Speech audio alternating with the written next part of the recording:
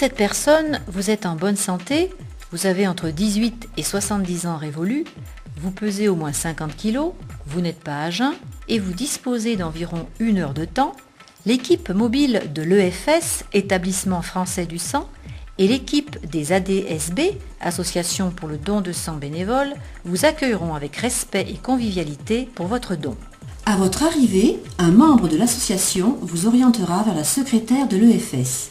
Elle vous accueillera, enregistrera votre identité, votre groupe sanguin et vous invitera à remplir un questionnaire médical. Votre sincérité est le meilleur garant de votre sécurité et de celle du receveur. Ce questionnaire fait état de votre santé récente et ancienne, grippe, rhume, fièvre, prise de médicaments, problèmes cardiaques, maladies chroniques, hospitalisation, transfusion, antécédents familiaux, examens endoscopiques, etc. Et de votre vie personnelle, voyages, pratiques sexuelles, usage de drogue, etc.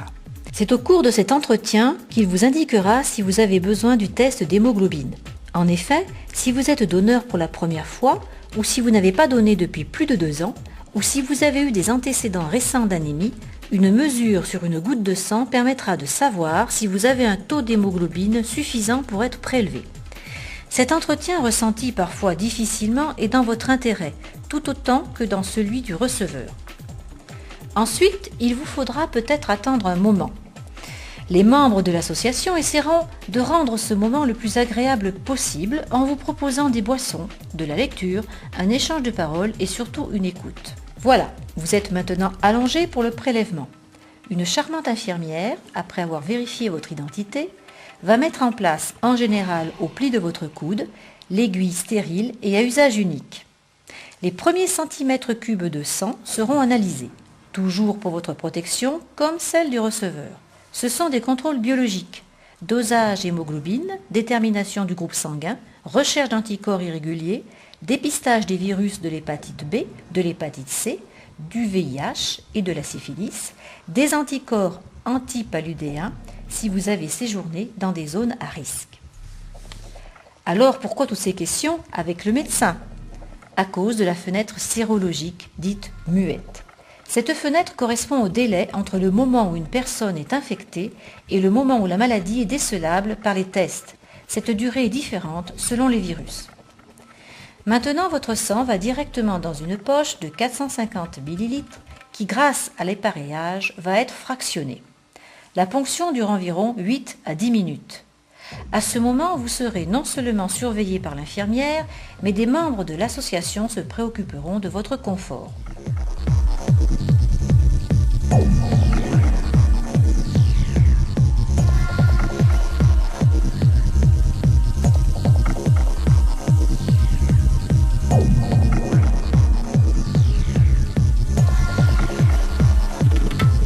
Je donne mon sang tout simplement parce que j'ai besoin de me sentir utile et si je peux sauver des vies, je le fais et ça prend vraiment 10 minutes, ça coûte rien.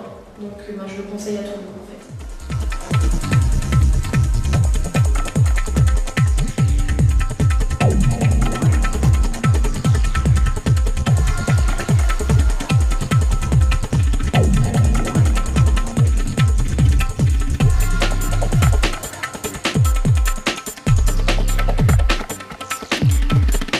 Après vous avoir remercié, l'infirmière vous conviera à prendre une collation et un temps de repos. Les membres de l'association, avec un œil averti sur d'éventuels malaises, vous proposeront des boissons non alcoolisées et différents aliments. Ils seront à l'écoute de vos inquiétudes, de vos questions et tâcheront, avec leur esprit de convivialité, de vous servir.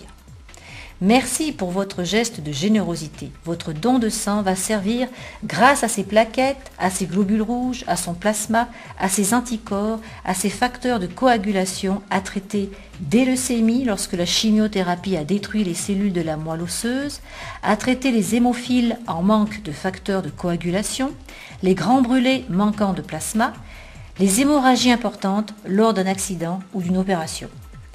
C'est grâce à la générosité de 1 500 000 volontaires qui donnent régulièrement leur sang que des vies sont sauvées.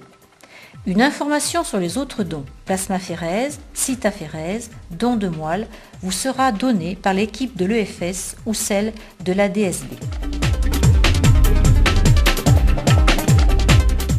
Depuis Depuis 2009, vous pouvez donner votre sang total 6 fois par an si vous êtes un homme, 4 fois par an si vous êtes une femme, donner votre plasma 24 fois par an, donner vos plaquettes 12 fois par an, à condition de respecter les délais suivants. 15 jours entre 2 plasmas, 15 jours entre un plasma et un don de sang ou de plaquettes, 2 mois entre 2 dons de sang total, 1 mois entre 2 dons de plaquettes. Le sang est irremplaçable, car personne ne sait le fabriquer. Mais pour qu'il réponde à une sécurité optimale, l'EFS, les ADSB veillent à la charte d'engagement qui est anonymat, bénévolat, volontariat, non-profit, hygiène, sécurité et qualité. Mais qu'est-ce qu'une ADSB? À quoi sert-elle?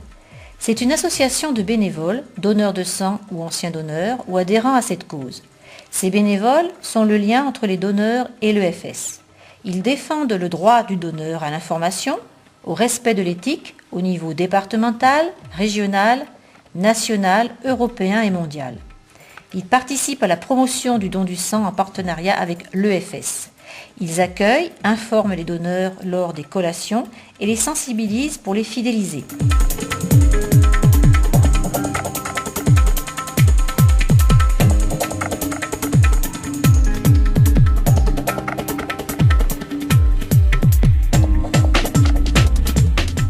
L'association du don du sang sur talent existe bien sûr depuis de nombreuses années. Il y a 2 dons par an sur notre commune. Le rôle du bénévole, c'est bien sûr de se mettre en contact, en relation avec l'EFS pour avoir toutes les informations, les dates de collecte, les affiches, le nombre, les communes qui sont disposées à recevoir le camion de l'EFS. Donc nous nous rencontrons 2 fois, un mois un petit peu avant la collecte. Nous prenons les affiches, nous les disposons dans toutes les communes. Il faut les afficher chez les commerçants, les bars, enfin tous ceux qui veulent bien nous recevoir. Ensuite, nous faisons des courses pour la petite collation qu'il y a après. Et le jour J, nous nous mettons en relation avec la commune pour mettre à disposition la salle, l'installer et recevoir l'équipe de FS qui vient mettre en place tout son matériel.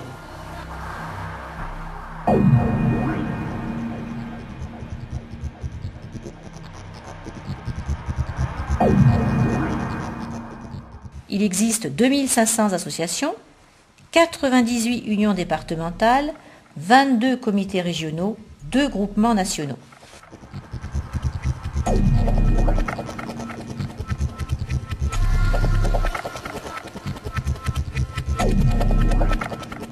En pratique, vous pouvez rencontrer dans la rue des bénévoles de l'association, informant le public, distribuant au domicile des affichettes d'avis de collecte, préparant et assurant la collation durant la collecte.